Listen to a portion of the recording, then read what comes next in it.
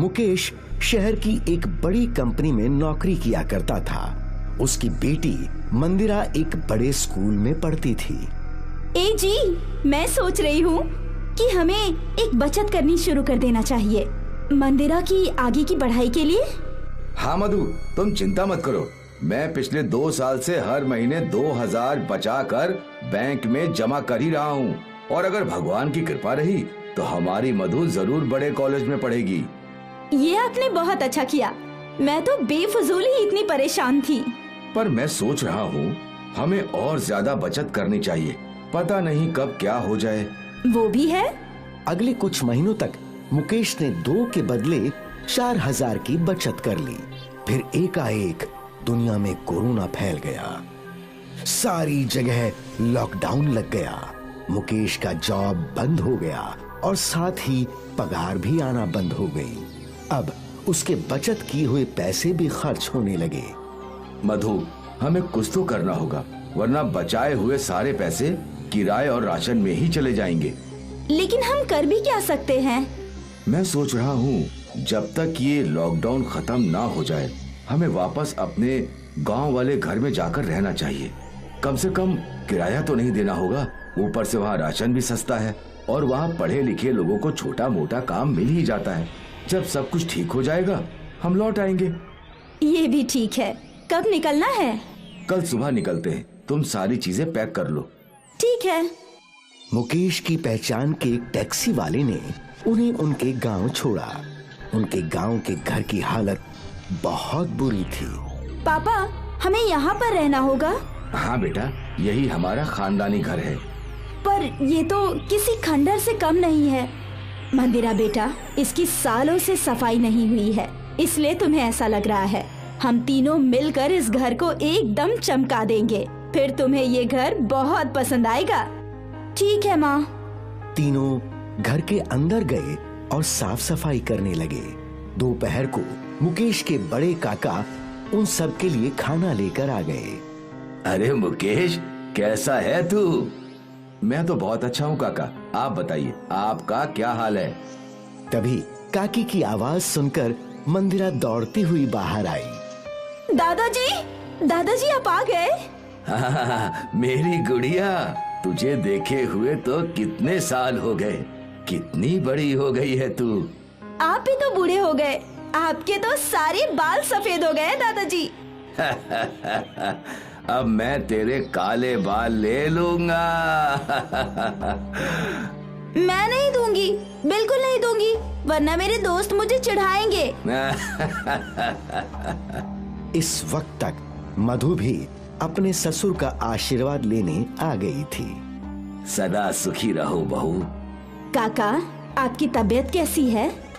मुझे क्या होगा, एकदम मस्त हूँ। अच्छी बात है, आप इनसे बात कीजिए। मैं मंदिरा का मुंह हाथ धुलवाती हूँ, फिर साथ में खाना खाएंगे। ठीक है बहू। मंदिरा और मधु भीतर चले गए और मुकेश अपने काका को शहर में लॉकडाउन के हाल और उसकी नौकरी के बारे में बताने लगा। अच्छा किया तू यहाँ आ गया। यहाँ हमारे पास सब कुछ है। और रही बात तेरी नौकरी की, मैंने यहाँ की एक कंपनी में तेरी बात की है। उन्हें पढ़ा लिखा आदमी चाहिए था गोदाम का हिसाब किताब रखने के लिए। पगार ज्यादा नहीं है, बस 15,000 है। चलेगा काका, कम से कम भूखे मरने की नौबत तो नहीं आएगी।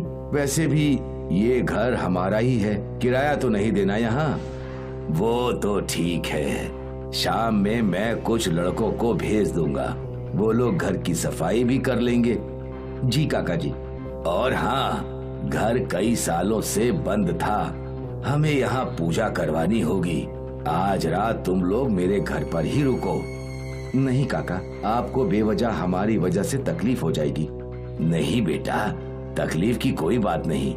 बोलते हैं खाली घरों में भूत प्रेत का वास होता है, पूजा के बगैर यहाँ रुकना सही नहीं है। अब ये तो अपनी अपनी मान्यता है। शहर में तो हम ऐसा कुछ नहीं करते। मुझे नहीं लगता कि भूत ऊत कुछ होता भी है। मेरा काम था तुम्हें समझाना, बाकी तुम्हारी मर्जी बेटा। तब तक मधु और मंदिरा वहाँ आ गए। चलिए ना दादाजी, खाना खाते हैं। बहुत भूख लगी है। हाँ बेटा चलो। सबने एक साथ खाना खाया और फिर काका अपने घर चले गए। सूरज ढलते ही घर में तेज आंधी चलने लगी। मधु ने खिड़की के बाहर देखा तो बाहर एक पत्ता भी नहीं हिल रहा था। ऐसा कैसे हो सकता है? बाहर तो हवा है ही नहीं और घर के अंदर आंधी चल रही है। अचानक उनके घर में किसी औरत के रोने की आवाज आने लगी।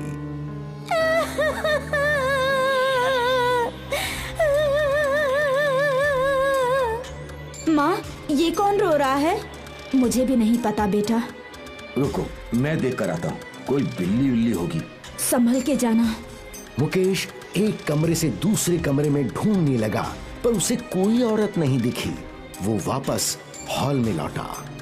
अंदर कोई नहीं है। पर किसी के रोने की आवाज आ तो रही है। हाँ। तभी उन दोनों ने देखा कि मंदिरा खिड़की से बाहर झांक रही थी। क्या देख रही हो बेटा? माँ, वो औरत वहाँ उस पेड़ के नीचे रो रही है। क्या? मुकेश और मधु ने खिड़की से झांका तो उन्हें कोई औरत नहीं दिखी। वहाँ कोई नहीं है बेटा। पापा, वो वही बैठी है पेड़ के नीचे। ए जी, लगता है उस पीपल के पेड़ के नीचे कोई भूत है। हो सकता है। मुझे काका की बात मान के पूजा करवा लेनी चाहिए थी। कल ही पंडित जी को बुलाकर पूजा करवाता हूँ। ठीक है। अचानक वो रोने की आवाज बंद हो गई। चलो मंदिरा, अब सोते हैं। ठीक है मम्मी। तीनों एक साथ सो गए। अचानक आधी रात को मंदिरा उठकर चलने लगी। मंदिरा चलते चलते पीपल के पेड़ के पास गई और वहां बैठकर रोने लगी।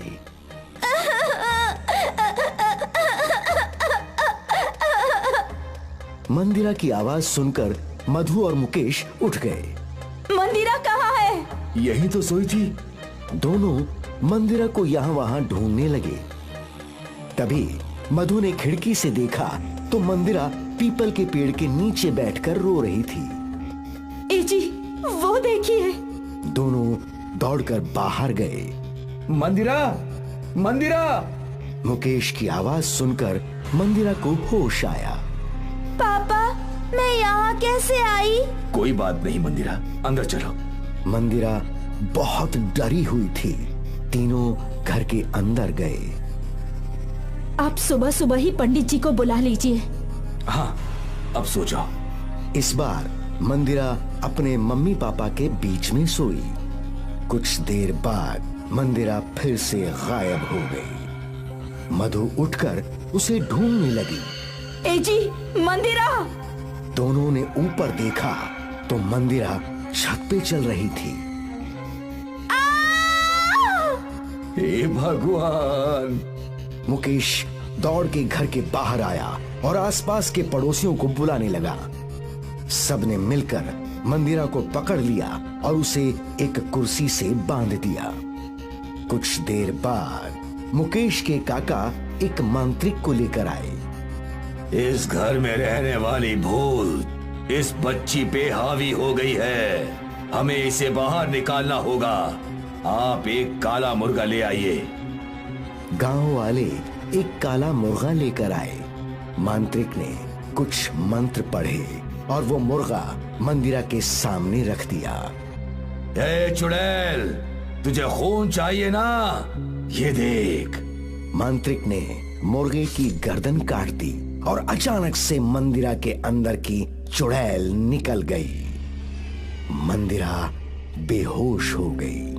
मांत्रिक ने उस मुर्गे को पीपल के पेड़ के पास फेंक दिया और मंदिरा के हाथ में एक धागा बांध दिया। अब वो जा चुकी है। मुकेश ने अपने काका से माफी मांगी। अब सुबह होते ही इस घर की शांति करवाएंगे। अगली सुबह पंडित जी ने शांति पूजन किया और सब कुछ ठीक हो गया। फिर कभी कोई परेशानी नहीं हुई।